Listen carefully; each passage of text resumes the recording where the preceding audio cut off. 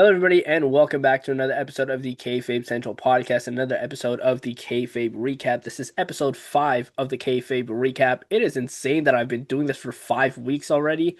But yeah, this is episode 5 of the Kayfabe Recap, where we preview everything that is upcoming in the world of professional wrestling from the WWE, TNA, AEW, all that good stuff, and even the Ontario independent scene. I go over at the end of the podcast. So yeah, if you are new here, welcome to the channel. If you are returning, welcome back. You know how this works. I'm your host, Josh. As always, joining me is Stu World Order. Hello. And yeah, we're going to be going over quite a few things because there's been quite a few things announced for this week in pro wrestling in general. We have quite a bit announced for Raw already, some stuff announced for NXT, which I can't remember. Is NXT taped this week? Because I think that I think last week might have been their last live for the year, and I think the Oh, they're rest playing are Christmas, taped. are they? Yeah, because I do know that they had like 2, 3 weeks uh scheduled for those episodes to be taped. So I'm not sure if this episode of NXT is taped. I think it may be. Um so I have to look more into that, and we'll, get more on that as we get closer to Tuesday. But we have some things announced for that. I'm probably not gonna look at the spoilers unless I have to, and I have to like post them or something. Um, that's usually what I do with NXT because I typically don't care about NXT and a lot of what they do. It took Um, 2 minutes, 2 minutes for you to start ranting about NXT. And that's not even what we're starting with. But we'll get to NXT when we get there. I think today is going to be very ranty for me as well. With a lot of things that we have going on. But before we get into that, make sure you guys are subscribed to the channel if you're not already. Hit the notification bell so you're up to date with all the videos, podcasts, and interviews that comes to the channel. Check out the Kayfabe Central website. That's where I post all my coverage posts, articles, written predictions, all that good stuff is over there on the Kayfabe Central website. We also have a group and community section over there. So if you wanted to ask me any wrestling related questions, then feel free to go over to the Kayfabe Central website and do that. And if you're not in the Kayfabe Central Discord server, I would recommend you join in that. I will be starting to get more active in there as well. So, if you want to invite some friends of yours to join the Discord server, talk it up about wrestling, talk it up about the very I guess, controversial world of pro wrestling at the moment because of what we have going on. Um, and that's the self promo out the way. And it would be wrong of me to not start off, even though we're previewing what's upcoming. It would be wrong of me to not start off what went down last night at Saturday night's main event with you, Stu. Because obviously I did the post show review last night. But what were your thoughts that went down in that main event last night? Right. Sit back, get yourself a drink, make yourself a roast dinner or something like that. I'm going to be a while with this one. So I don't have. First of all, the show last night was brilliant. Everybody was presented fantastically. Nobody came out of that show last night looking any worse than they did when they went in. NXT superstars, NXT wrestlers performed superbly. The Leon Slater, Javon Evans, AJ Styles, and Dragon Lee match. It was just bonkers, absolutely bonkers. It was just like how the cardio they needed for that match is unreal, and the fact that 48, 7-year-old AJ Styles kept up with those lads, apart from slightly falling over the top rope, but that's okay. We'll forgive him for that one. Was bonkers, but we all know what we want to talk about. John Cena. Look, the match wasn't the best match he's had on his retirement tour. It was sort of, I'd say it was in between the early matches, which were dreadful, and then the face turn. The matches after that have all been incredible. It was like in the middle of those, I think. But what John Cena can do is tell a story. And all he had to do in that match was tell a story. And Gunther was a brilliant dance partner to tell that story. It didn't have to be spectacular. It didn't have to be athletic or anything like that. It was just a story, that whole match. Him tapping out was brilliant. I actually was a bit like, when it first happened, I was like, don't know how I feel about that one. But I go back and think about it and stuff like that. The whole never give up with John Cena thing and all that. Like, I was like, oh, he gave up when he said never give up. No, he didn't. If you think about story wise, it was a guy who realized a little smile on his face. I've got nothing left. I'm retiring at the right time. Is to me what the little serene smile before he taps in. I'm doing the right thing here. Um, I don't have a beef with the match. What we've done is create an absolutely nuclear heel in Gunther now, and WWE's only responsibility now is to capitalize on that and book that correctly. Have him win the Royal Rumble. Have him win everything for a year. Get that man to be the most hated man in sports entertainment and it's going to be such an easy thing to do. Just keep booking and winning. Beat your favorites everywhere. What I do have an issue with is a crowd who said John Cena has been hard done by, and what you then proceeded to do was hijack the last 10 minutes of his goodbye by booing people. It wasn't about you, crowd. It was about John Cena. All you had to do was sit there and be appreciative and applaud the man who's given 23 years of his life trying to entertain you. What you did was went into business for yourselves and made it all about you. And it wasn't about you, it was about him. And the fact that he looked mildly uncomfortable in a ring is a giant, I'm going to swear, I'm going to say the F word for the only time, it's a giant fuck you to the crowd there. Shame on you that you made a guy, it was his last match, and you made him feel uncomfortable in his own ring. But the fact that when Punk and Cody gave him the belts, he looked like they're not going to care. They don't want me to do this. And they had to persuade him, go and do it. So, yeah, it was a great show, really good show. One of the strongest Saturday night main event they've had since it came back. Everybody was elevated like they wanted them to be, and the story of the Cena Gunther match was perfect.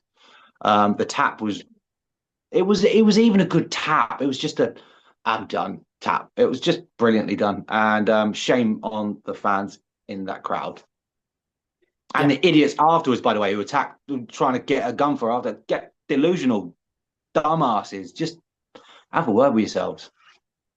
Yeah, it's been kind of grinding my gears a little bit to see how people are reacting to this because I have been saying even before the last time is now tournament, even begun, uh, I was saying that it's more than likely going to be Gunther and he's more than likely going to beat John Cena. Now, I will say that I didn't see John Cena tapping out. I was kind of taken back by that. But like you said, the smile on his face, it wasn't that he gave up. It was just that he's like 23 years, man, that like I chose to hang it up at the right time.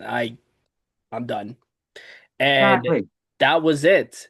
And that's exactly the ending you need for this kind of match. Because I told my aunt earlier in the day before this match started. She was like, "Oh yeah, John Cena versus Gunther tonight, right?" I'm like, "Yeah, Gunther's gonna whoop Cena's ass throughout the entire match." And that's what happened because that's just who Gunther is. And there's obviously gonna be like the casual fans, and I know our good friend Rue brought this up on his video about, the casual audience who's only seen like one or two John Cena matches in their entire life and expected him to win this match. People don't understand how good Gunther is. Mm. Gunther is one of the best, if not the best, in-ring professional wrestler in the entire world right now. He is so good at telling a story, actually getting it done in the ring. I've mentioned this on the Wrestle Geezers podcast. It feels wrong when Gunther loses a match. And that's just how good he is. And I have no problems with John Cena tapping out because again, you've now created, your super villain in the Yeah. WWE in Gunther. And he's scheduled for Monday Night Raw as well to come out and I already Oh, know can you imagine the booze? yeah, it's Imagine gonna the be a love of him. lot of booze. He's going to get booed out of the building. Probably not going to get a lot of words out. And that's what you need. And I think we are setting up for Gunther challenging CM Punk for the World Heavyweight Championship at WrestleMania. And I think Gunther is going to ultimately win that from CM Punk. And, because that's awesome that, like, you brought up that, he should win everything for the next year. And I think that's exactly what he's going to do. Yeah. Um, I think he's going to continue on this trend of retiring legends, and that's what it's going to be. Um, in terms of the show itself, It was a really solid show. The World Tag Team title match, the World Tag Team titles It weren't on wasn't for the the line. titles, no. Yeah, they weren't on the line, which is kind of stupid in my opinion because AJ Yeah, and I didn't get Dragon that. won anyway, so I don't understand why the titles weren't on the line. The match, it was solid for what they did, but it felt a little bit rushed I because think it was rushed. it felt like it because you had the opening match, Cody and Oba, which before the interference was a solid match, and then Sol Ruka and Bailey had a solid match as well, and then we went to the tag team match, and while they did some incredible spots, it felt like as it was starting to pick up, that's when the match ended, and I'm like, I kind of wish they would run this back a little bit, just so we can give these four guys all the time that they actually deserve.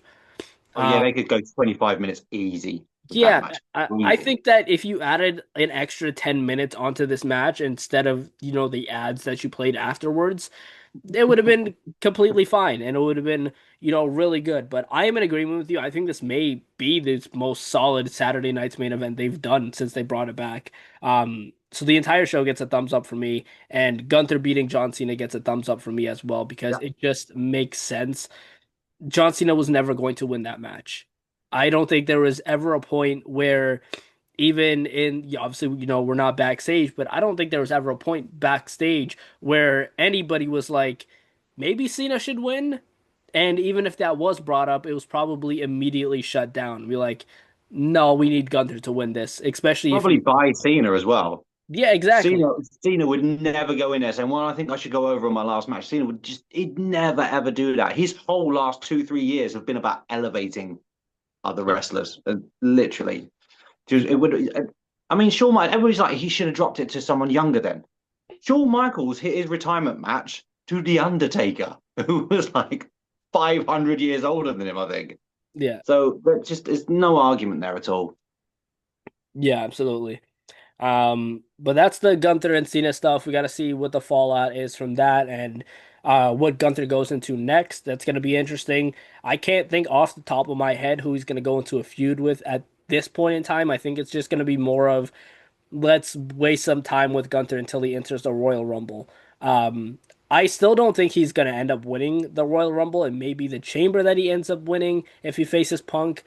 Um, maybe as uninteresting as it may be, maybe he has like a Shayna Baszler type performance in the chamber where he eliminates every single person by himself.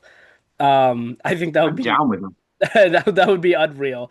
But I do think that the Royal Rumble is going to end up being won by Roman Reigns. I'm getting the feeling that that's how they're Why? going, just because I do think that they're going with Roman and Cody at WrestleMania. As uninteresting as that is and uninspiring as that is as well. Um, I'd rather it the other way around. I'd rather it Gunther versus Cody and go Roman versus Punk again. yeah, I'd literally rather it that way round. yeah, I got no interest in Roman versus Cody again. We're not going to get unless Stone Cold's coming back to finish this one off. Then no interest in that at all. yeah. It's gonna be the same exact people except the Undertaker is gonna replace by Stone Cold. We But had still with enough the money. gongs. We had enough money to pay him this year. So, speaking of old rivalries renewed, the Usos are taking on the New Day tomorrow night on Monday Night Raw as well. This should be a fun match, but again, this New Day, as I guess, hasn't been particularly great. Now they put on a fantastic match with Dragon Lee and AJ Styles, so maybe this is just classic Usos versus New Day. Um, Somebody brought this up on TikTok, and I it's been in the back of my mind because what if this Usos reunion doesn't last long? Because Jey Uso didn't throw that tantrum for no reason. What if they go Exactly. after the tag titles, they fail, and then Jey Uso throws another tantrum and the Usos collapse again? I hope that doesn't happen. I hope they just continue with the Usos and this is their way of being like, okay, we're gonna forget that the tantrum happened and we're just gonna reunite the Usos because that's the better thing to do. Which, you know what? I'm completely fine with if you just want to forget about that and keep the Usos together. Because I think Jay is a lot better alongside his brother in the Usos. Um, but this could set up a really solid tag division now because you have Styles and Dragon Lee, you have the Usos, you have the New Day now. The Creed Bros appeared on TV during commercial this past Monday night on Raw, so maybe they're coming back. Um, so yeah, that could be a fun match. I I'm still like the sick perverted part of me still wants to see where we were going with the Uso tantrum thing, and even if it's awful, I kind of want to see it through to the end and see if there is any kind of payoff for it. I mean, we've done Jimmy versus Jay at WrestleMania with Jimmy being the heel, and it was terrible. Maybe we can do Jimmy versus Jay again at WrestleMania with Jay being heel. It will be just as terrible, but at least we've done it.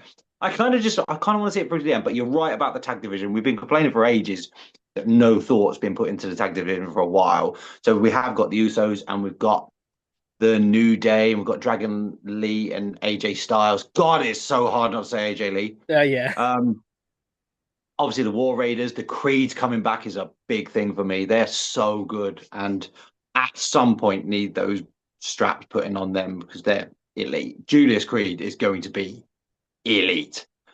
So yeah, it's nice to see. It's a bit like kind of what they've done with the SmackDown Women's Tag Division all of a sudden, or the not SmackDown Women's Tag Division, just the Women's Tag Division. All of a sudden, that's almost too strong that we've forgotten about all the singles competitors in the women's division. But yeah, so it's great to see if we are going to do that. It's really good to see a strong tag division on Raw because that has not been the case for like 5 years. Yeah. We mentioned the Creed Bros. They are back because they are backing up Ivy Nile, who has a women's Intercontinental Championship match tomorrow night against Maxine Dupree. I think this is just going to be Maxine retaining the title. I don't see why Ivy Nile should win. Actually don't even know what she did to deserve a title opportunity, except just go up to Adam Pearce and be like, "Hey, I'm back. I want a title opportunity." And Adam Pearce was like, okay, sure." And that's it. But uh, I think this is gonna set up. There is a lot going on downstairs in my basement, so I don't know if my mic picked that up just now, but No, fortunately not. okay, good. But Have you got someone down there? Do we need to be calling the no, police? no. Wait, it's tenants down in the basement. No. We have tenants in the basement, and sometimes they can be really noisy. But wow, I completely lost my train. Right, Maxine Dupree. So yeah, I think we're setting up for Maxine Dupree versus Natty Neidhart for the Women's Intercontinental Championship. I think Natty's gonna turn heel potentially. But that idea was kind of shifted a little bit when Maxine got the better of Natty in that vignette this past Monday night on Raw. And I was like, I wonder if this is just gonna be a badass Maxine Dupree and we get less of the jokey. We don't get the worm thing anymore. We get just a badass Maxine Dupree who's just going to tear apart Ivy Nile.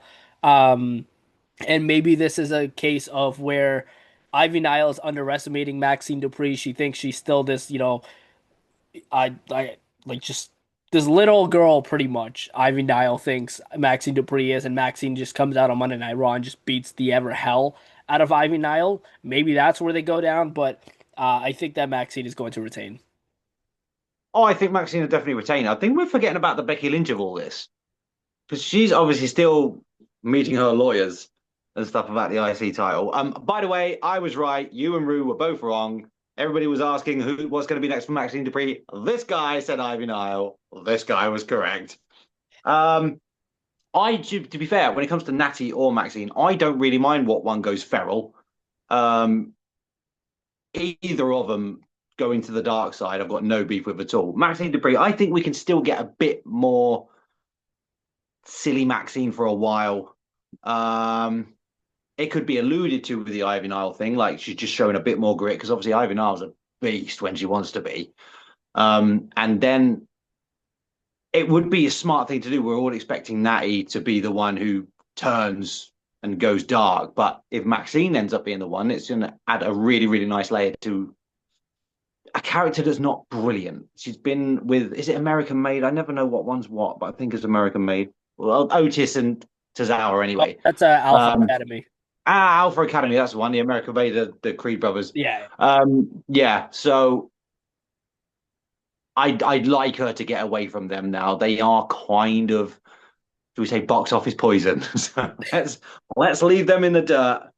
So yeah, either one of those going feral, but yeah, Maxine's going to retain here. She'll be. We've got a good month of Maxine being the IC champion, I think. Yeah, for sure. Yeah, she's not gonna hold on for that title for long. Um, No, but she'll have, a couple solid defenses here and there. Um, there is another title on the line as well tomorrow. That is the Women's World Championship. Stephanie Vaquer is putting up against Raquel Rodriguez again. Now, I would be excited for this match if I didn't know what this outcome is actually going to be, and it's going to be Nikki Bella interfering and ruining this entire match and ruining my mood because Nikki Bella's on my screen again. So um, this is going to be set up as a triple threat match. I'm sure of it. It's going to be a triple threat between Stephanie, Raquel, and Nikki. And are we just going with Liv Morgan's teaming with Roxanne now? Is that what we're doing, or is there going to be an actual turn there where Liv turns on Roxanne, or Roxanne and Raquel turn on Liv? Um, if they're going with Liv and Roxanne are just a tag team now, then that's a bit interesting since we brought Liv back to confront Stephanie Vaquer on her first night back, and we're not going to do anything with that. I feel like that's a little bit weird. It's a little bit strange, but yeah, Nikki Bella is going to cause a disqualification in this match. They'll put on a few solid moves, and it'll be your typical Monday Night Raw match. such a shame because Raquel Rodriguez versus Steph Baker, if built correctly, is a big PLE match. Yeah, Huge PLE match. Why are we giving this away on Raw? Just to elevate Nikki Bella or just keep her? I thought she was gone. I thought Steph had put her to bed and go and be a manager for someone. That's fine. I've got no beef with that at all. Go and be a mouthpiece for a younger wrestler yeah. somewhere along the line. Just don't get. Do we have to do a triple threat match with Raquel, Nikki, and Steph Baker? Just let's be honest, to make Nikki look good. Because Raquel and Steph Baker don't need a triple threat match at all. They would put on if given 20 minutes, they will put on one hell of a match. They're both Raquel Rodriguez, I really think is in the conversation for the most improved wrestler in 2025. The what was it when they were doing the little tournament? I think it must have been for the Elimination Chamber qualifiers. I think I might be wrong about that. It was a qualifier for something anyway, but they had a little tournament for it. Mm. It might have been the World Championship. I can't remember what, but she looked so strong in that, and she like upped her game in that tournament. And that's the first time I looked at Raquel Rodriguez. Well, oh my god, she's a beast, absolute animal. She's been super, and it's a shame she's mixed in with this whole Roxanne Perez, Liv Morgan thing, the tag team thing that's been going on for a while. I just want to see her break out on her own now. The Liv more, but hey, Judgment Day might be the strongest unit in wrestling because the amount of fallouts they have and the amount of times they look like they're about to split up and don't and get over it. They've obviously either they've got really good friendships or they've got the best therapist in wrestling who just gets them all together every now and then. Right, guys, let's air our differences and let's get past them. I'm a bit disappointed with Liv Morgan coming back and being, it's okay, you keep the belts, you deserve it. I thought the whole thing was going to come back. Roxanne Perez, Raquel Rodriguez, we're all going to get real tension between them. And it might still happen. I hope it does. Nikki Bella, go away. From me to you, go away now. Do that or go away. Done with you. It was terrible when you first came back. It's been terrible ever since, and it's going to be terrible going forward. So stop it. And if you bring Bree back, I'm turning off. That's my new ad break. Yeah, I popped very hard when Nikki came out to ask for a rematch with Stephanie Vaquer, and Raquel just lawn darted her into the ring post. I was like, yes, Raquel, I love you even more now. You did what we Um, all wanted to do. exactly. Um, but yeah, so that's happening. That's the second time these two are facing, by the way, for the women's world title on an episode of Raw. So Insane. yeah. And like you said, this can be a PLE match anywhere on any given night. So that's really interesting. But like whenever that triple threat match happens, when Nikki Bella rolls out of the ring, they'll put on a good match. So so Which she'll do early because she'll gas after about 2 minutes, fortunately. speaking of people I don't want on my TV screen, Logan Paul is taking on Rey Mysterio tomorrow night on Monday Night Raw after Mysterio was attacked by the Masked Man last week, who I talked about on the headlines. Apparently, according to some reports, WWE is using different people to throw us off that it's actually Austin Theory. It would be. So maybe we get another appearance from the masked person. It would be kind of weird if Rey Mysterio says nothing about it, like, "Oh, we're just gonna forget that I got super kicked in the face by a masked guy that I don't know who it is last CM week." Punk has. He's forgotten all about it. Yeah, it seems like it, right? I mean, he is going to be returning on this episode of Monday Night Raw. I know we saw him last night, but he is going to be on this episode of Raw, so maybe he brings that up as well.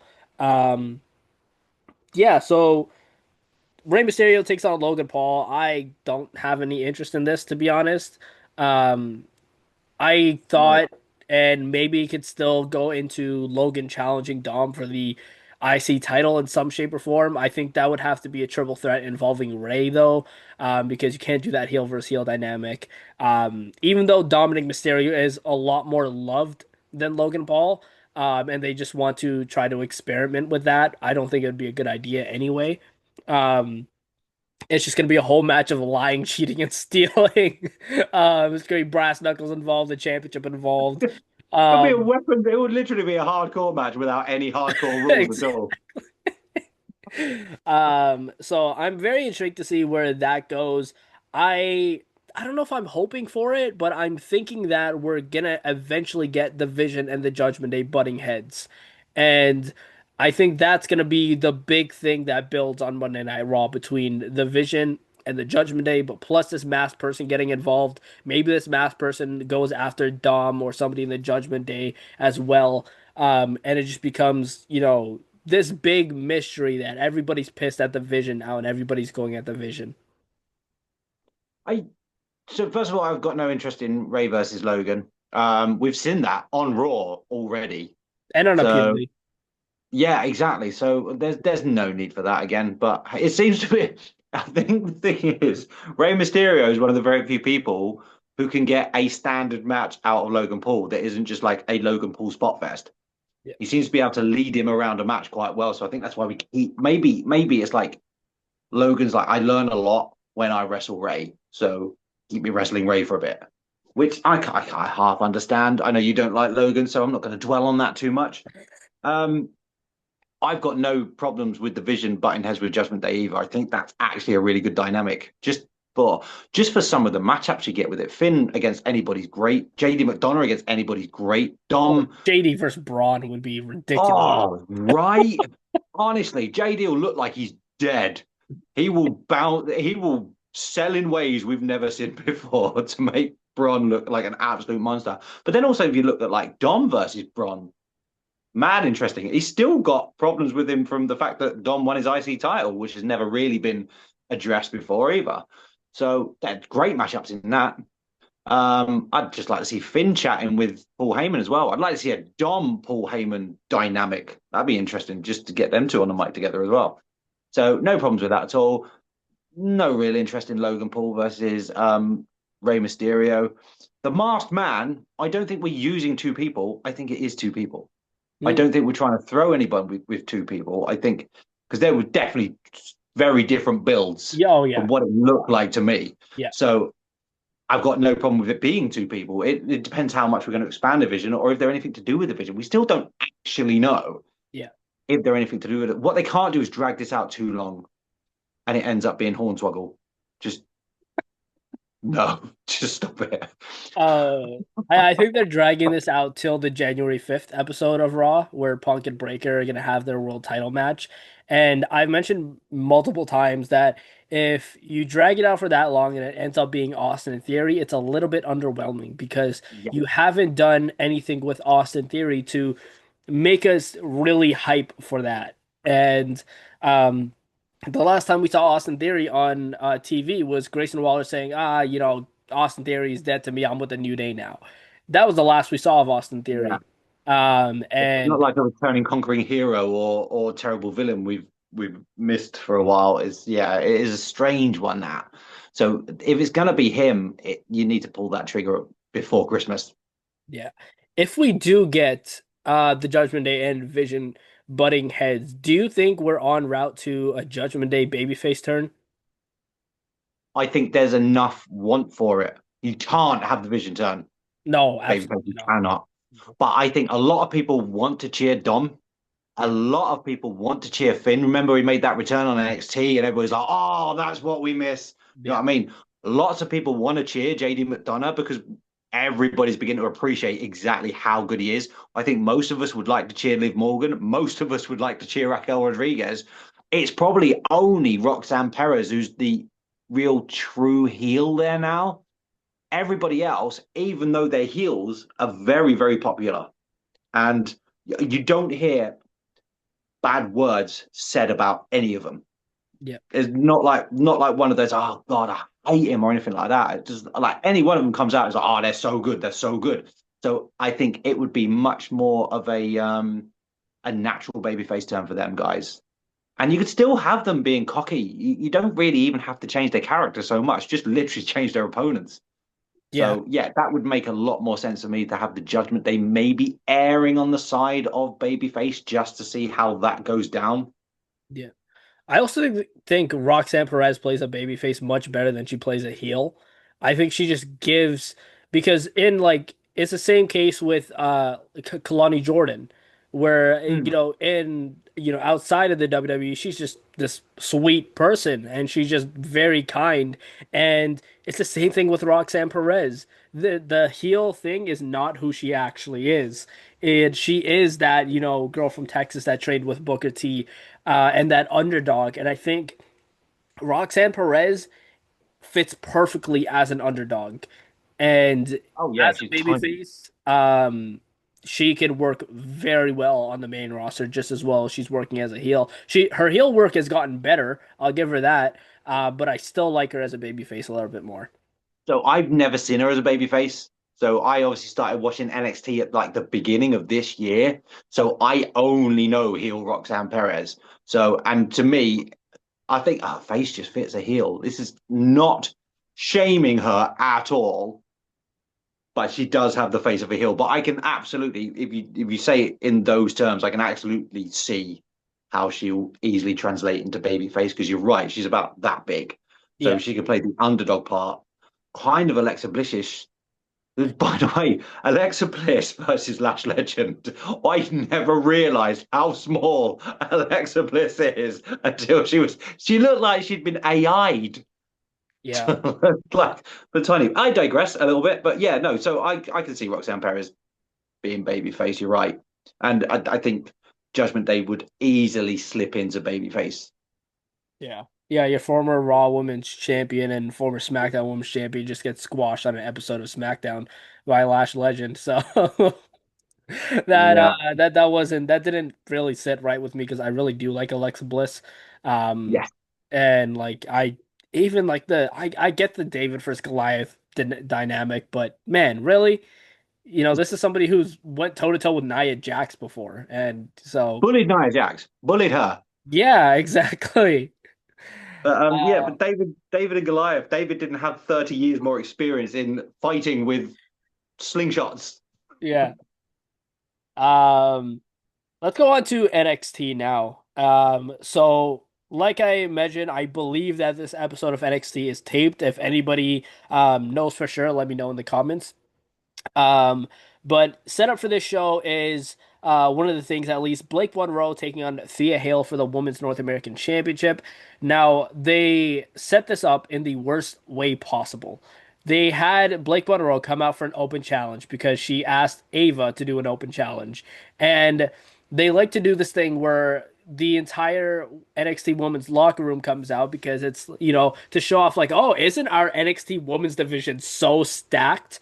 And then Thea Hale comes in from behind and gets in the ring. Now, the rules of an open challenge, if you want to follow them, is the first person in the ring gets the opportunity and the match should start. That's not what happened. There wasn't even a referee in the ring. And Thea Hale taps out Blake Monroe, and that's how they get to this match this coming week. And Thea Hale's not going to win it, and I like Thea Hale. But there are so many different ways that you could have gotten to this match. You could have had them in a backstage segment even, and having a little bit of an altercation, be like, you know what, I'm going to take that women's North American title off you, because that's just who Thea Hale is, and that would have been fine. They did this in the worst way possible. It has potential to be a solid match because both of them are pretty good in the ring, and Blake Monroe's just going to retain. Yes, Blake Monroe is very much going to retain. I You're such an NXT cynic. It's so sad to see. Just let your fantasy fly free, man. No, it was dumb. It was so dumb. You have an open challenge. We haven't got the referee in there yet. It's just ludicrous to me. They're swinging and missing massively with Blake Monroe. Just screwing it up so much. I don't get what they're doing with her at all. They gave her the North American title, and nothing's happened. She's done nothing with it. Yeah. You look at what we were doing with the North American title when it was Sol Ruka and stuff like that. It felt like a big deal. Same with Ethan Page on the men's side. It feels like a big deal. With Blake Monroe, it just feels like an afterthought. It's like kind of using it to build up her character rather than her building up towards getting the North American title. So it's very strange. I don't like it. I like Thea Hale. Rue's not here, so I can say this. Not a massive fan of the partnership with Joe Hendry and Thea Hale. I don't get it at all. I don't think she Yeah. needs a partner. It's strange, especially when Joe Hendry's probably like that far away from main roster. So I don't get it at all. It's not needed. But however, I like Thea Hale a lot. I'd actually like to see her turn her over and get the win, but it's not going to happen. Yeah, absolutely. I'm in total agreement with you with the Thea Hale and Joe Hendry partnership. It just doesn't make sense. It made sense for them, feuding with Ethan Page and Chelsea Green, but now that they're not doing that, it doesn't make sense. And now we have the whole I believe in Thea thing. It's like this is Yeah, ridiculous. Like it's not good. And like, you because if we remember, Faye Hale was initially going to be released from the company a few months ago, and they decided not to, and they just brought her back and have done nothing with her since then. And again, I like Thea Hale. I think she's good. I think she's very charismatic, and I think she has a bright future in the WWE. But not if she gets booked like this. Like now, you're just making her gimmick piggyback off of somebody else's gimmick. That's yeah, it's not so strange. it's not going to work. And I've said this multiple times. I don't know how long the I believe gimmick is going to last and how long that's going to take to um dry out a little bit. Like obviously he got a massive pop last night at Saturday Night's main event. When he But attacked the that's Miz. because we don't see it every week. Yeah, This is the thing. exactly. The second he goes up to the main roster, that's got a month in it. Yeah. Sorry, Rue. Um We also have, I guess we were talking about it, so we'll transition to this. Joe Hendry is involved in a match this week on NXT in a fatal four-way match. It is a number one contenders match to determine who is facing Obafemi for the NXT Championship. That is between Dion Lennox, Joe Hendry, Leon Slater, and Miles Bourne. Now, I look at these four, and this is going to be a solid fatal four-way match. All four of these guys are really good, and, they'll put on a good show. Leon Slater not winning this. He's the X Division champion. He's just there to, get some shine. And as soon as his contract is up with TNA, WWE's knocking on his door anyway. So he'll be around for a while. Um, Miles Bourne, I think, is the other least likely person to win this as well. Has a good chance, but I don't see him being a vile threat to Obafemi, and we've seen that already anyway. So it doesn't really make sense. that leaves me with two possible options, that being Dion Lennox or Joe Hendry. I think it's between these two who are going to win. Um, I don't know if, like you mentioned, if they plan to bring Joe Hendry up to the main roster immediately or if they want to keep him in NXT for a little bit longer. Um, I think it would make more sense to build off the Dion Lennox story with Hmm. Obafemi. Um, and maybe the WWE was so impressed with Obafemi at Saturday night's main event. Maybe he drops the title to Dion Lennox and Oba goes up to the main roster because if I'm not mistaken, the winner of this match faces Oba at New Year's Evil. New Year's Evil is just right around the corner from the Royal Rumble. It's very possible that Darkseid gets involved. So Oba doesn't lose clean. He doesn't really lose much credibility. And Dion beats him for the title, and Oba just goes over to the main roster, and it's kind of just like, oh well, figure it out, Sean. Dion is your champion now. So like, I can see them going that route more than I can see the Joe Hendry route. Um, but I could also see Joe Hendry end up challenging Obafemi. Whether or not he wins, though, I don't know. I think it's more of a likelihood that Dion Lennox beats Obafemi than Joe Hendry beats him. So we're back to the problem with Obafemi being champion again, is that nobody really is a credible threat to him. Yeah, They're just not, apart from Javon Evans, only because he's so spectacularly athletic. And obviously, I mean, that match between them two was great yeah, on Tuesday last week. Such a shame Ricky Saints got involved, but I like that for Ricky Saints. I've got no problem with that at all. Um, the only one who is a threat is Dion Lennox, only for the reason that he has Dark State with him. That's literally it. So that's the only one that makes sense to me. I didn't understand the Javon Evans winning the Iron Survivor and then cashing it in on that Tuesday. It was a very strange decision. It felt like a pivot rather than a well thought out thing. I don't know what the reasons for that are. I'm sure they might become abundantly clear at some point. But yeah, so Joe Hendry, not a threat to Obafemi. I'm sorry, they're not on the same level. Um, Miles Bourne, is it me or is there something slightly hateable about Miles Bourne all of a sudden? I don't know what it is. I find him slightly irritating, and I don't know if that's meant to be happening or not, or if he's just getting a bit irritating. It might just be me. I don't know. Maybe he grew his hair.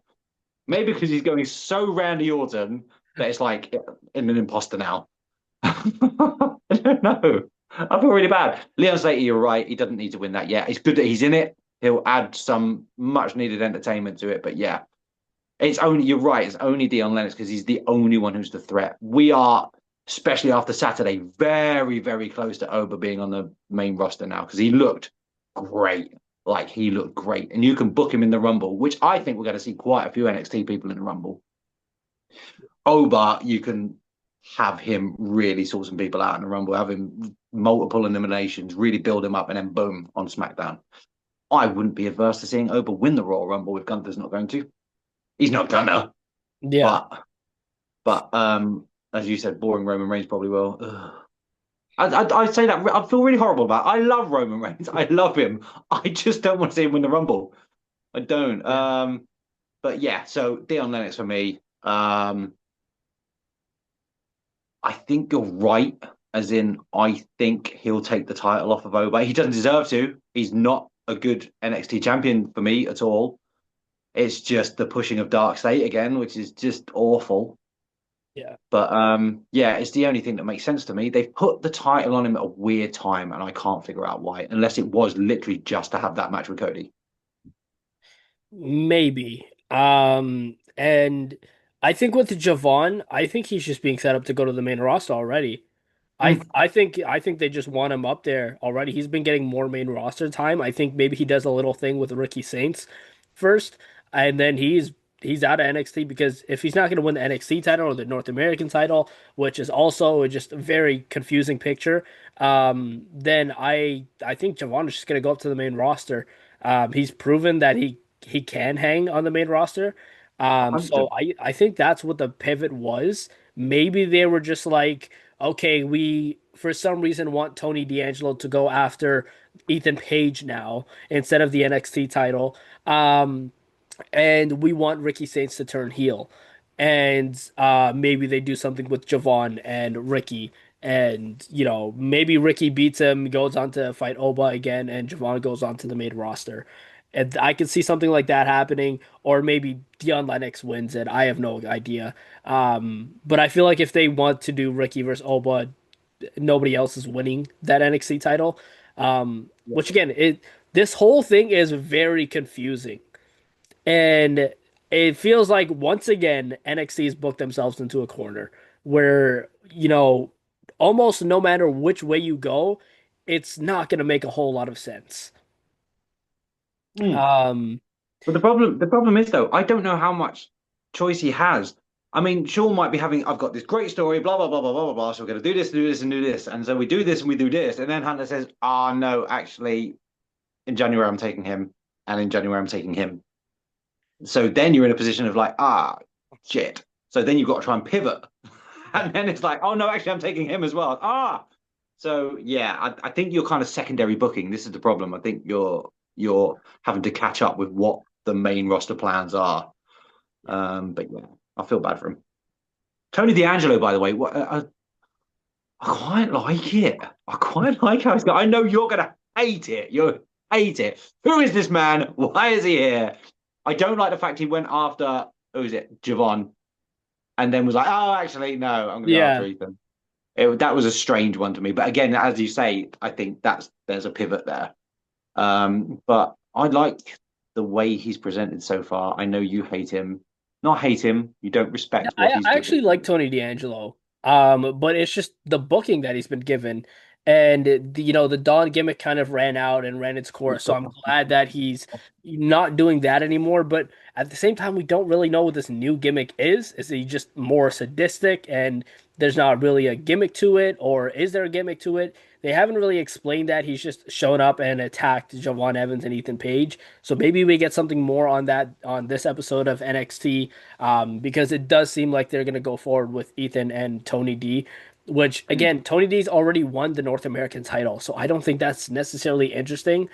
It would have been more interesting if he went for the NXT championship because then he could be the first Grand Slam champion in NXT and he could Be have beat awesome.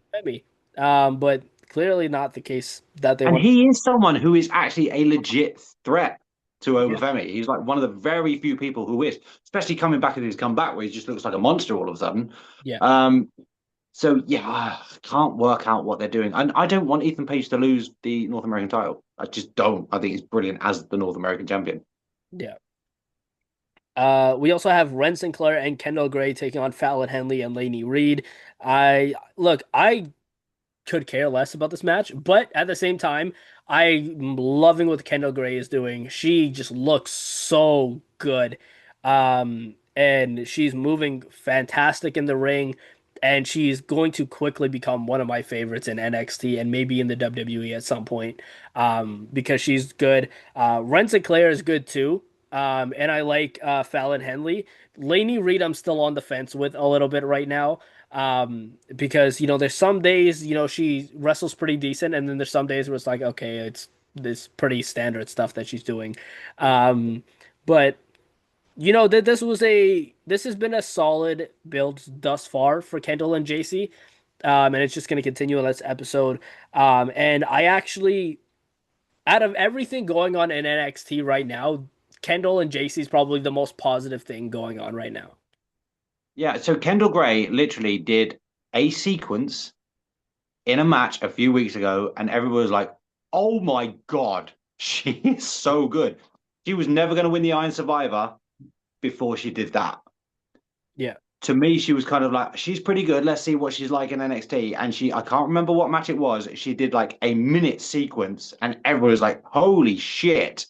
Yeah.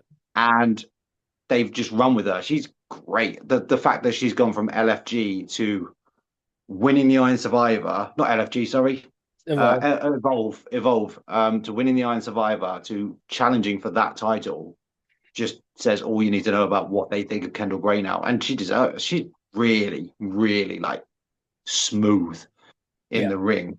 Um, Maybe she needs to find a bit more of a character, a gimmick, if you know what I mean. She's quite a safe character at the moment. Then again, does she need one? If you just go in and wrestle like that, maybe you don't Yeah. need much of a gimmick at all. Your gimmick is I'm freaking good in the ring. Um, I wouldn't even have a problem with her beating JC. To be fair, I really like JC Jane. I think she surprised us all as how good she was as a champion. Yeah. She's come on. So when she beat Steph Guerrero, it was like, who? Why? Don't understand it.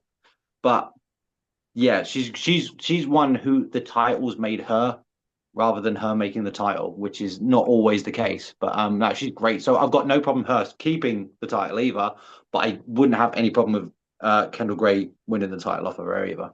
Yeah. Yeah, I Kendall, don't care about the tag match. yeah, Kendall is gonna eventually drop the Evolve Women's Championship. I can't think off the top of my head to who in Evolve would take it off of her and, be realistic, but she's gonna eventually drop that Evolve Women's title and then just be full-time NXT. Oh, And she's gonna be in NXT for maybe probably just a year or two, and she's gonna go up to the main roster because she is so good. yeah.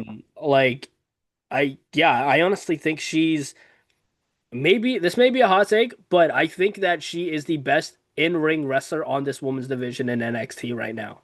In NXT, definitely. I mean, I Yeah, think that Sol Ruka probably is the only one who maybe touches her as far as that, but I don't think we're going to have Sol Ruka in NXT for very long at all now. I think yeah, she's really close to being. She'll be in the Rumble this year, 100%. yeah, Um, so yeah, so I think Kendall Gray is the absolute replacement for Sol Ruka as well. yeah, for sure. And yeah, I'd say in ring by far and away the smoothest worker in ring in NXT at the moment. I can't even think of anybody who comes close. Yeah, 100%. But that's NXT. Let's move on to some AEW stuff. So obviously we have AEW Dynamite Holiday Bash coming up this week. That is we have the Dynamite Diamond Ring Battle Royal happening this week. I can imagine that this is happening in Manchester, by the way. And I can see this having MJF return because it is the Diamond Ring Battle Royal. The MJF's most of his gimmick has been based around that diamond ring. So I think that he's going to maybe return on this episode. And I could see somebody like, if they want to have MJF drop this diamond ring, I could see somebody like Swerve taking that ring off of him because Hangman's going after the world title. Um, and I think Swerve just aesthetically fits that diamond ring persona. And he could very well beat MJF for it if, MJF is going to, keep going away and coming back kind of thing because he is doing acting as well. So maybe MJF ends up losing the diamond ring, but they haven't announced who's in this battle royal yet. I can imagine there's some pretty, big names in here. But it also could just be a bunch of mid-carders. I have no idea because they haven't announced anything. But yeah, we have the Dynamite Diamond Ring Battle Royal. My AEW knowledge isn't great, but however, I do know AEW is always better when MJF is in it. Um, it would be a strange one to have him come back and lose Yeah, for me. But as you say, if anybody could take it off him and it be legit, it is Swerve. And Swerve is kind of knocking about doing not a lot since he's come back as well. He's not in the world title picture exactly. So he's kind of floating around a little bit. So yeah, he definitely needs something to do. And when are we ever going to have an issue with Swerve Strickland and MJF feuding? So yeah, I've got no problems with that at all. They could just sit and talk to each other for 10 minutes and it'd be more entertaining than a lot of matches we see. So yeah, got no problem with that. Swerve does fit the aesthetic of the Diamond Ring. He's cocky and brash enough, and it'd be quite nice to see somebody hit MJF with it for once. yeah, 100%. Um, yeah, I like Swerve's new entrance music as well. I think it really suits him. I feel like his move set has become very like action movie like, and he's just very like he's just doing like a whole bunch of stunts and hitting people hard like he's always done that. But he just keeps looking better and better. Um, so yeah, I wouldn't be opposed to Swerve winning that. Um, We also have a AEW World Tag Team Championship match. FTR taking on the Bang Bang Gang, Austin Gunn and Juice Robinson. I assume this may be for Collision because they're doing this is a 3 hour episode, so the first 2 hours are Dynamite and the last hour is going to be for Collision. So I wonder if this is going to be happening on the last hour. Um, but yeah, FTR is taking on Juice Robinson and Austin Gunn. They've been going at it for a couple weeks, and I think it's just going to be FTR wins. I think the people that are eventually going to take these titles off of them are either going to be Edge and Christian or the Young Bucks. Yeah, I think the Young Bucks are they're gonna go face, aren't they? Full Yeah. face. I think so. Which is great because I think it's about time we got to cheer for them for a while. They had their whole, oh, we've lost all our money and everything like that, and EVP status. So yeah, got no problems with them. They will. Yeah, FTR will win this, and I wonder if this is just going to make any references to the fact that they can't have 5-star matches according to Matt Hardy. Whoops. Which is a Um, very strange beef to have that with Matt Hardy. That's an odd one. It's weird when wrestlers get older, Bret Hart, they get bitter, Bret Hart. And now Matt Hardy seems to be going that way. I don't understand why they feel the need to then judge younger talent. And it's weird that FTR are younger talent than anyone, but they are. Yeah, shut up, Matt. yeah. Um, Speaking of the Young Bucks, they are on this show. They are part of a $1 million trios match. The Elite has reunited. It is the Young Bucks and Kenny Omega taking on the Don Callis family. And get this, it's the three people in Don Callis family who just don't get along. That being Kazuchika Okada, Konosuke Takeshita, and Hechicero. You have a whole bunch of people in this Don Callis family that can help you win, and you decide to choose the three that don't get along. Hechicero is always the mediator between the two. But I think Don Callis being an idiot just suits him, and it's him just being like, I will get them to get along at some point. Alphas clash sometimes, and brothers fight, but I will get them to get on the same page, and we just know it's not gonna happen. Eventually, the trigger will be pulled on the Takeshita face turn. But this should be a lot of fun. The Elite reuniting is something that I saw coming a few weeks ago, and it's happening. So it seems like the Young Bucks are fully back babyface, and I'm all for that because, like you mentioned, the heel stuff was kind of just like getting played out a little bit. It's very funny that the Young Bucks still try to maintain their heel and arrogant persona, but as soon as Don Callis offers them a spot in the family, they're like, no, no, no, we won't go that far. So they just like, We'll yeah, be for sure, heel, but guys. not that heel. Yeah, exactly. Um, I think that the Elite are just going to end up winning this match because of who's on the opposing side of the Don Callis family. I'm going to say this before I let you go, though. I think that Josh Alexander should be in this match. Josh Alexander is so good. I think they may be setting him up for, some big opportunities, maybe a world title match down the road. He definitely could do that. But he's just been so good. And like for anybody that knows Josh Alexander from TNA or obviously like in the Ontario independent scene because he's been a major vocal point over here in Ontario before, along with Speedball Mike Bailey. Um, he is just so damn good in the ring, and I think he is going to be set up for a trying to find my train of thought here. He's going to be set up for a world title match or a mid card title somewhere down the road. Yeah, I really like Josh Alexander. He's like a brutal technician, if that makes sense. Yeah, I hate that he wears the headgear. I understand why he wears the headgear. I hate that he does, but it absolutely suits his whole thing yeah, because he's kind of a wrestler, but with just awful meanness about him. So yeah, Don Callis is a weird one, right? He does look like an idiot because yes, get the three of them to all get along. Don't do it when there's $1 million on the line. Maybe pick a different match to do that one. Maybe pick your top three guys who you know are going to get along, Josh Alexander, and so on and so forth. So it's a weird one, but yeah, you can't have Kenny Omega and the Young Bucks together again and not win. That would be ridiculous, especially not win against people who aren't getting along as well. So yeah, that's a no brainer for me. And it'll be good. It'll be a good match though.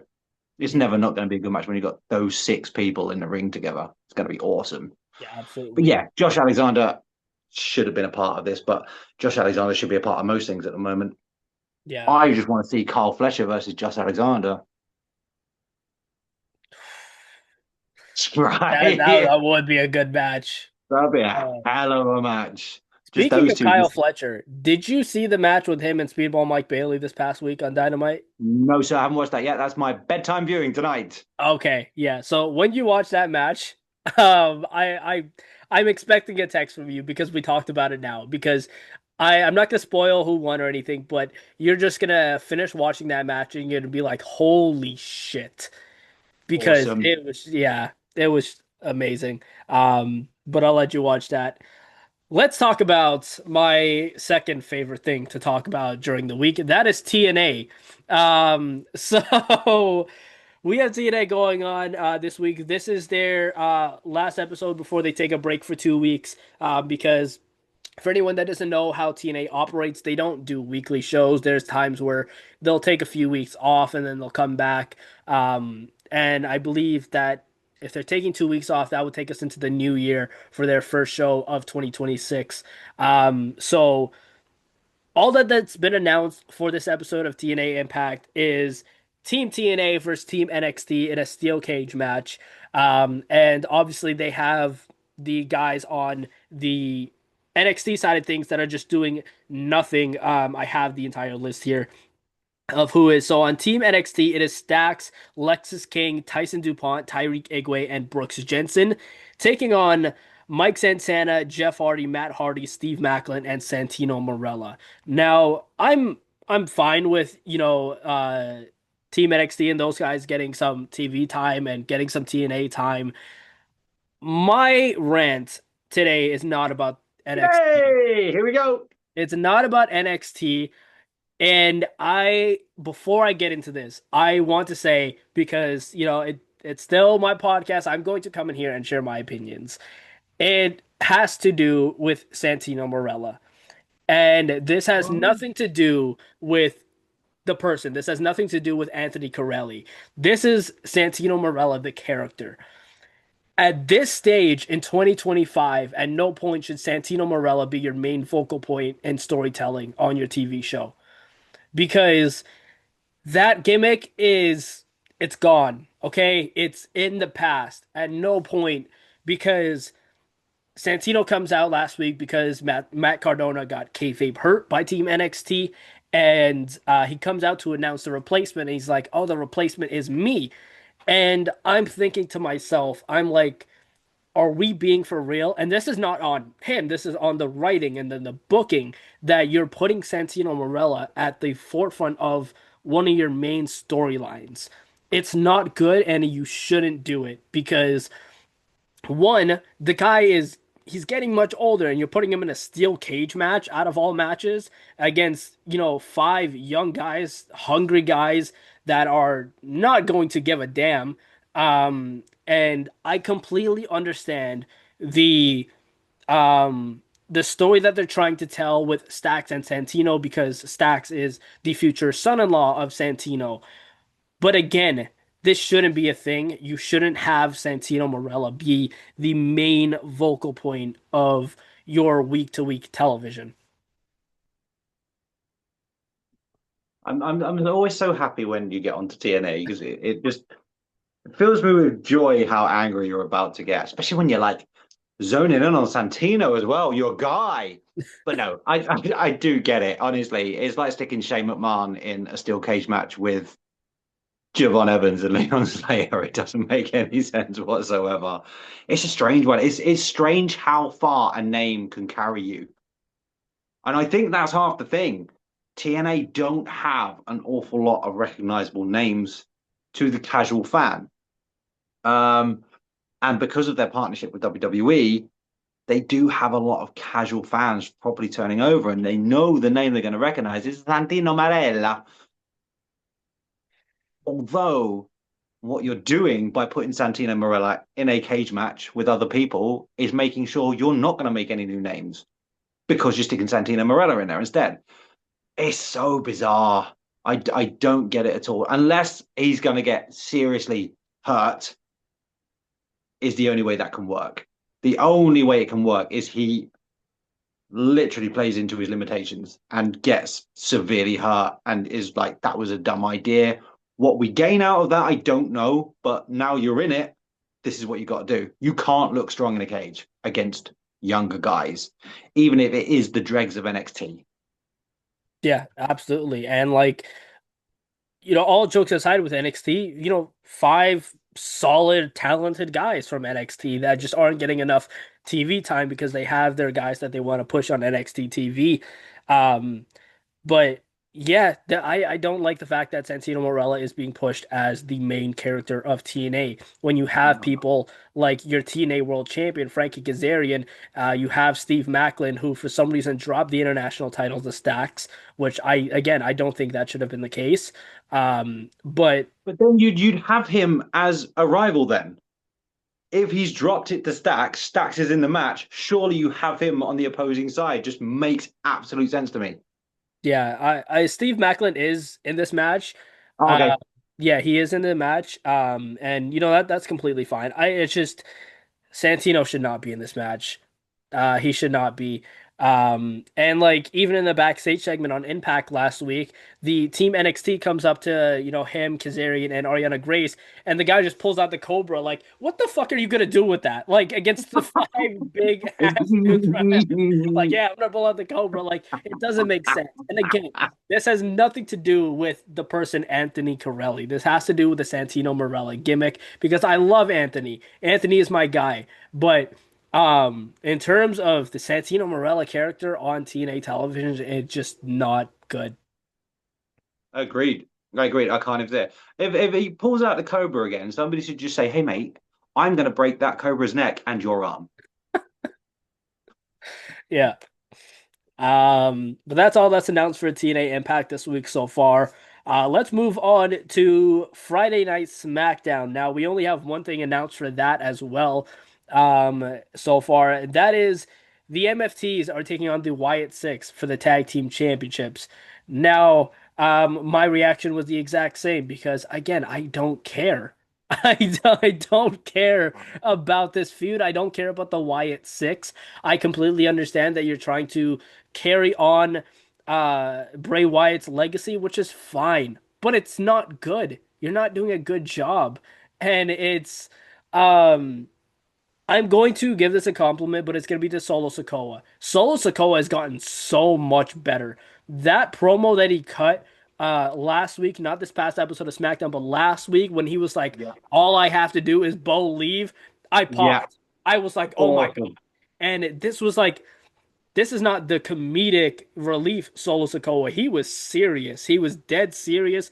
And he was like, Uncle Howdy, I'm going to hurt you.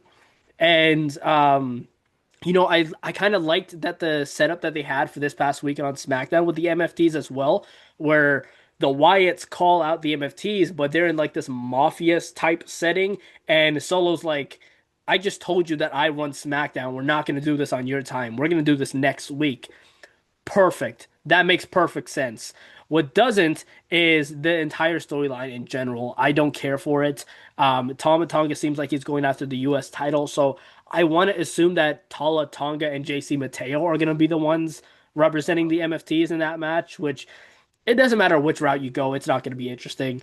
Um, I'm getting the feeling that the MFTs are going to win those tag titles next week.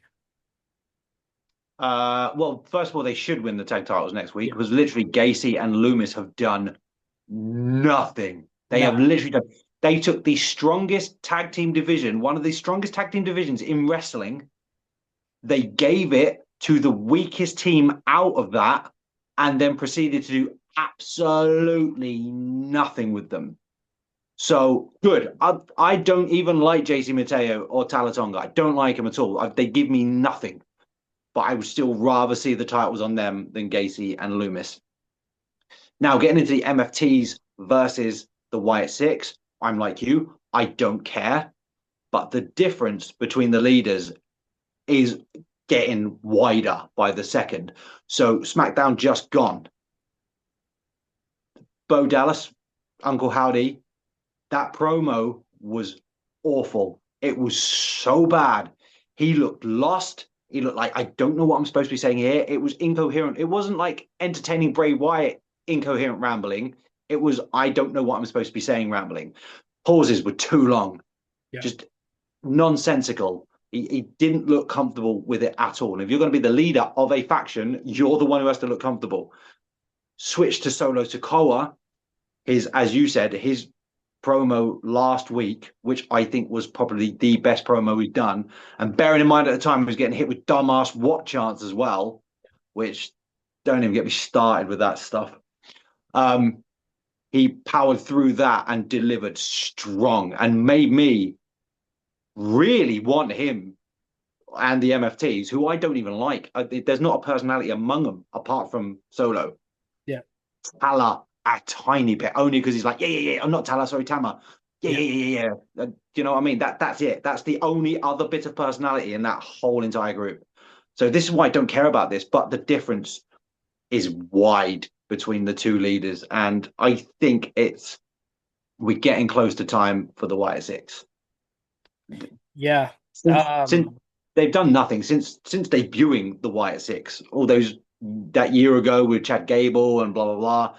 Nothing. It's not paid off in any way, shape, or form, and I don't know how long you can drag this out for before we realize this is never going to work in a million years. The MFT is not going to work in a million years, but thank God they've got Solo Sikoa.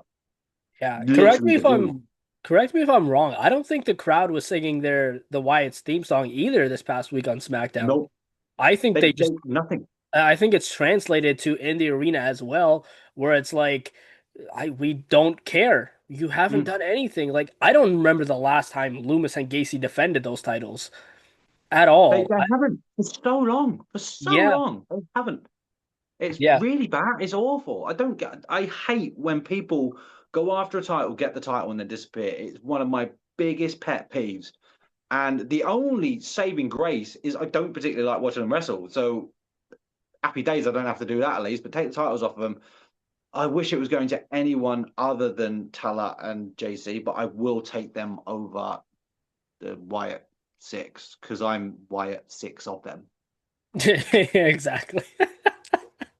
Get in there. So that is all the WWE, AEW, TNA stuff that we have this week. So obviously this is the part of the show where I go over some Ontario independent wrestling stuff that's going down this weekend. A lot of promotions, a lot of the big promotions, are waiting until the new year. So, Norfolk County Championship Wrestling has their show coming up in February 22nd. Destiny Wrestling also has their show coming up in the new year as well.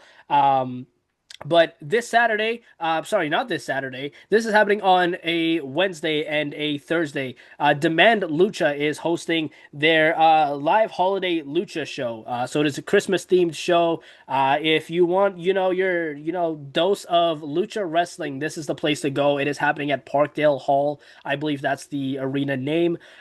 So Silesia Sparks is advertised for this show. I haven't seen the rest of the card and who else is announced for this, but that is happening this Wednesday, December 17th and December 18th, if I'm not mistaken.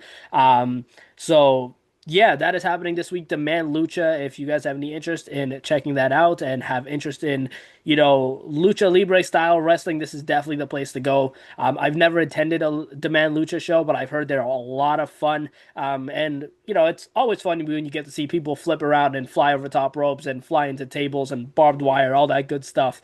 So that's always fun.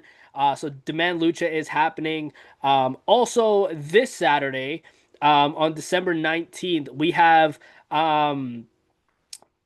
a show from I'm trying to find the Canadian Wrestling Federation is what the promotion is called. Their tickets are available on Eventbrite. So if you guys want to check them out, that is happening on December 19th in St. Catharines. Some of the people announced for the show: Joey Janela, Jeremy Prophet, Jesse Bieber, Rex Atkins, Sandra Lee, and much more. So if those are names that interest you, Rex Atkins is somebody that I know that I've talked to before. He's a solid wrestler. Joey Janela is obviously very popular, and Jesse Bieber, somebody who's a very talented wrestler as well, has a great gimmick. So yeah, this seems like it's setting up to be a big show. It is a Christmas themed show as well as a lot of these shows are going to be in December.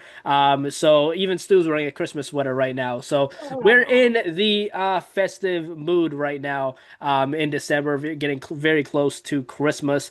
It's insane, by the way, that Dynamite on Christmas week falls on Christmas Eve. So that my head is just going to be all over the place that day. I don't know what I'm going to do. So, but yeah, that's that. But yeah, Canadian Wrestling Federation, that's happening on December 19th, this weekend. So if that's something that interests you, then go ahead and check that stuff out. But as of what I know, that is all the Ontario wrestling shows that are going down this weekend. Like I said, a lot of promotions are waiting until the new year. So there's a lot of big things to come in Ontario wrestling in the new year. There's a lot of big announcements coming for a variety of different promotions. So definitely keep your eye out for that.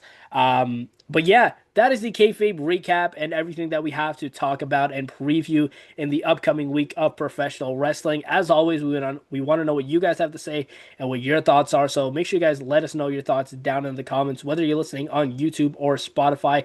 Let us know. And as I mentioned at the start, there's a plethora of different ways. So let me know your opinions, whether it be the Discord server, the Kayfabe Central website, my TikTok page, Instagram, Facebook, whatever the case may be.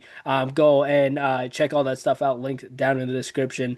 Stu, you want to tell them where they can find you?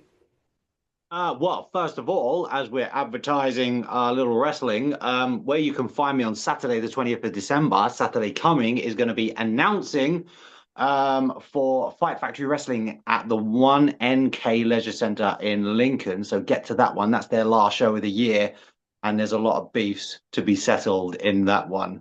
Also, Ontario wrestling people, if you want to buy some plane tickets, why don't you get the Stew World Order down to announce for you too? Then I can meet Josh and get a free trip to Canada. It works for everyone. I'm very good at what I do. Apart from that, find me on TikTok and YouTube and Instagram doing my thing. I've been a bit quiet on it recently due to events outside of wrestling and life. So yeah, but I will be kicking back on with that stuff, promoting UK wrestling and all my WWE stuff as well. So yeah, come see me there. Come see me at the 1NK or Ontario Wrestling. Come see me in my DMs. And yeah, with that being said, once again, let us know your thoughts down in the comments. I will be back tomorrow with the Monday Night Raw post show review. So make sure you guys have notifications on for that. And until then, I will see you guys on the next one. Take it easy.